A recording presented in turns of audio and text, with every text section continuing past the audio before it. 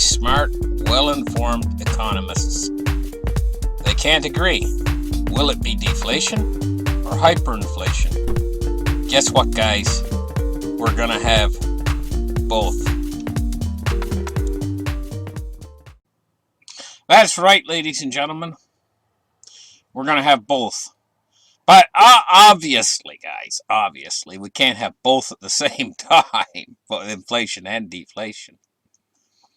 What's happened is there used to be the long-term credit cycle and the short-term debt cycle or credit cycle. It's gone. It's all been replaced with another cycle. And this is the cycle that the Fed creates, the central banks create. So we have a central bank debt cycle now that's determined by the central banks, not by the free market. And this cycle is turned into a much shorter cycle. Instead of a cycle that takes years and years to play out, it's a cycle that can play out within a matter of months. From the central banks becoming dovish and going on a spending spree like they've just done, to thinking, hey, maybe we've went a bit too far. We see inflation now. We're going to start to cut back. And then they create the opposite kind of a cycle. And that's what we're going into right now. All of them at the Fed right now, they're all thinking, hey, maybe we've created too much money. Maybe the system is starting to inflate. Maybe we're going to have inflation problems. Fed chairman's talking about the tools that they have to fight inflation. And now they're all on the side now. They've all went on that side of the teeter-totter toward fighting inflation. That's what's on their minds. That's what they want to do. But what they don't realize is, at the same time, the amount of money it takes to raise GDP for each dollar that they spend, they're getting less and less out of it. And it's going faster and faster through the system. So the system can deflate much faster than it used to be able to. And in fact, what we're actually going into right now, or on the front side of them, we're drifting into, is what's called, it's not deflation. It's the initial stages of deflation, which is called disinflation. We're going headfirst into the disinflation right now. But the disinflation, you see, maybe you guys are wondering what disinflation is, so I'll explain it to you real quick. It's when you still have inflation, but the inflation is lessening very quickly. You go through that disinflation. In other words, the momentum that can cause the inflation price, and the consumer price index to go up, that momentum is waning. It's kind of like a car on the freeway. If you're going down the highway at 100 miles an hour and you take your foot off the gas, that's disinflation. Toward inflation, you take your foot off the gas now. Well, it takes a while for the car to stop, and we're going to see prices rise for a while, but not as fast as they were rising a month or two ago. That's disinflation. But what's the next step? The next step is when the car comes to a full stop and starts to roll back down the hill backwards. That's deflation.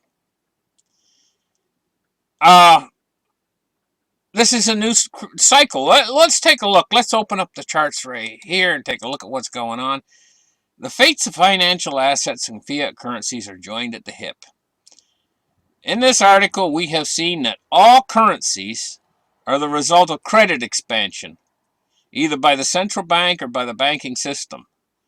And the latter, we must add shadow banks, who similarly create credit with matching deposit entitlements. We have focused on the dollar because it is a reserve currency, but all other currencies have the same fiat characteristics, and none of them have a sound money alternative underpinning them, or availability to the public in the form of a gold coin. In other words, you can't exchange your currencies for gold. Nixon ensured that back in 1971. They took us off the gold standard. So they're backed by nothing. Basically what they're saying here is all the central banks are doing the same thing. They're all into this currency creation business, creating as much as they want. Support the economy through whatever crisis they see But this is a hidden tax, guys. They're taxing you. When your savings in the bank doesn't buy anything because they've printed so much of that money that it's like a taxation because you've lost purchasing power. It's like they've taken a huge chunk out of your bank account. And right now it's probably hovering around 10% per year. So let's move on. It says, we have noted that the financial assets owe their current valuations to zero or even negative rates, and that prices are further supported by quantitative easing, which in the United States at $120 billion every month amounts to nearly $2 trillion since March of 2020. Some other jurisdictions have aggressive quantitative easing programs, notably the Japanese, but it is the United States that matters because it's the global capital markets that take their cue from those in the United States. In other words, the whole globe is following the lead of the Federal Reserve. In other words, the Federal Reserve is a queen bee of all of it here, okay? At some stage, due to imminently rising interest rates and or further acceleration in the declining purchasing power of the dollar, financial asset values are bound to face a sharp contraction. Okay, guys, I've been pointing this out to you that because the liquidity is draining out of the system really fast right now, somewhere in the next 6 months, we're going to be facing a market crash.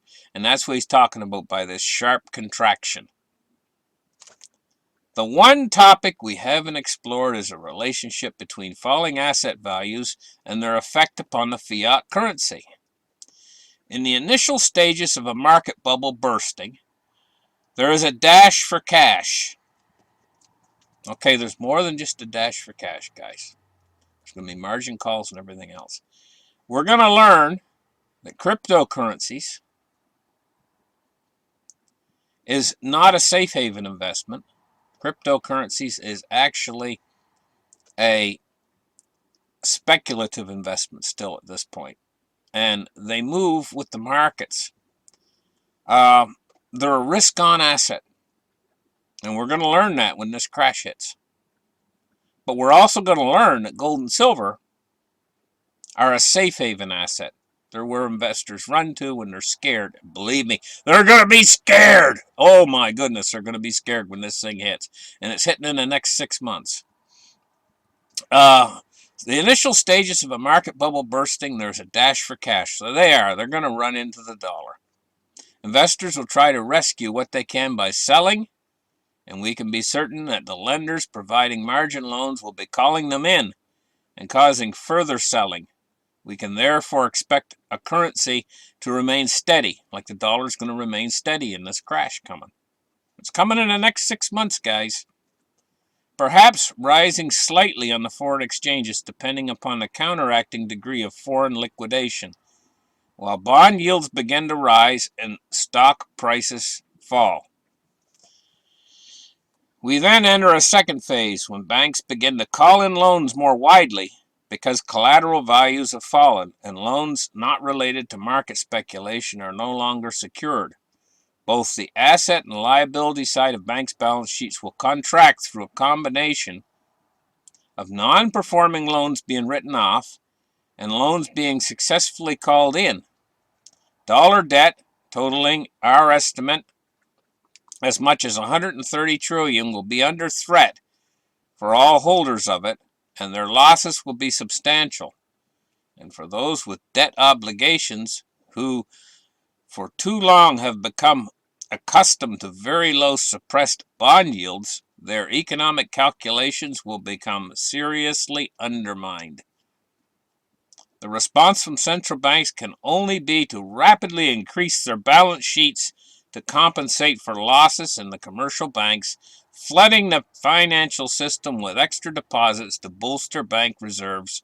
It will take many trillions of dollars to stabilize a tottering $130 trillion mountain of debt and its matching credit, and the equivalent task for central banks managing all of the other major currencies to stop the global banking system from going under. undergoing. Sorry. It's going to be a task to manage other major currencies to stop the global banking system from going under. In other words, a panic. That's what's coming. The collapse in the purchasing power of all the currencies will then resume with a vengeance because the attempts to stop bank credit and deposits liquidating into a black hole of currency destruction can only accelerate. In other words, they're going to flood the system with money and your dollars are going to be worthless. On the other side of this, it's gonna be very rapid when it happens. In other words, what we're doing right now is we're falling down. We're falling. We're actually falling. We're increasing speed to terminal velocity sometime in the next 6 months. And then the central banks are going to have to kick in and stop that fall before we hit the ground. Because if we have a hard landing, it's going to be disastrous. So they're going to have to stop the fall before we have a hard landing. It's going to be a crisis. They're going to flood the system with money. And on the other side of that, that's when you're really going to see gold and silver shine. And during the crisis that's coming, that's right directly in our future within the next 6 months, a deflationary spike event. And I've been the first one on my channel for years talking about this deflationary spike event that's in our future. Well, it took longer to get here, but it's finally almost here. It'll be in the next 6 months going to happen. When this deflationary spike event, which is a very quick, very sudden deflation of the system, they're going to fight it with everything that they've got. Just like they did in 2008. That was a small... I'm predicting that this deflationary event is going to be 4 times the magnitude of the 2008 deflationary event. They're going to fight it with everything they got, means money printing. On the other side of that, guys, we're going to see the real inflation come because they're going to have to control interest rates. It's called yield curve control. That's one of the programs that they're going to have to put in. They're going to have to bail out the parts of the financial system that go under in this next... and it's just going to lead to a mess. It's going to lead to a ultra-fast hyperinflation coming in. The hyperinflation is going to destroy the dollar. And then they're going to have, at the end of the hyperinflation, they're going to have some sort of a reset. They're going to have to go to hard money. The people are never going to trust fiat again. And, you know, I'm going to tell you, hard money's hard to come by. That's why it's called hard money. It's gold, it's silver. Yes, it could actually possibly be a cryptocurrency as hard money. If it's a cryptocurrency that requires proof of work, because that's what makes gold hard money, is work. You just don't go out there and get gold by sitting on your duff. You have to have machines working and grinders, and all kinds of work goes into making gold. Well, I'm going to here to tell you guys a lot of work goes into making Bitcoin. Now, a lot of these other coins don't require any work. They don't have proof of work. Bitcoin requires a lot of electricity. This is a plus for Bitcoin in my eyes. Puts it on level with gold. The fact that also the Bitcoin is limited in quantity. A hard cap on the amount of coins that exist. So, in my mind, Bitcoin is digital gold. I don't think that the central banks are... because it doesn't compete with their currencies. Just like gold doesn't compete with them. It'll probably be allowed to continue to exist. So we got gold as a hard money, as in my eyes. Gold's hard money. Silver's hard money. Platinum's hard money. Copper's hard money. They all require work to get. Bitcoin requires work too. It takes an awful lot of electricity, which is work, to get a Bitcoin. These miners in Bitcoin too, you know, they have to set up their machines. They have to constantly watch their machines to make sure the machine doesn't stop working. They have to tend their machines. They have to put new fans on them and things like that, you know, to keep them running and build their buildings to hold them in and pay the rent on the buildings and pay for the electrical costs. Costs. Work. Bitcoins are not free.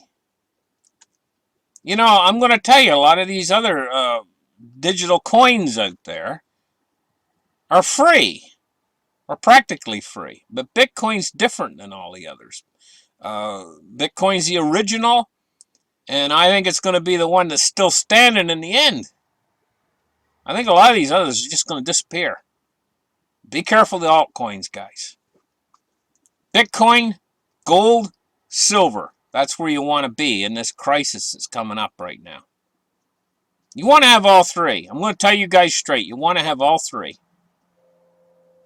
I'm going to tell you guys, I wouldn't mess with the altcoins too much. I'd stick with Bitcoin. Stick with gold. Stick with silver. Stick with what you know. Because we're headed toward this thing. They got a $130 trillion mountain of debt.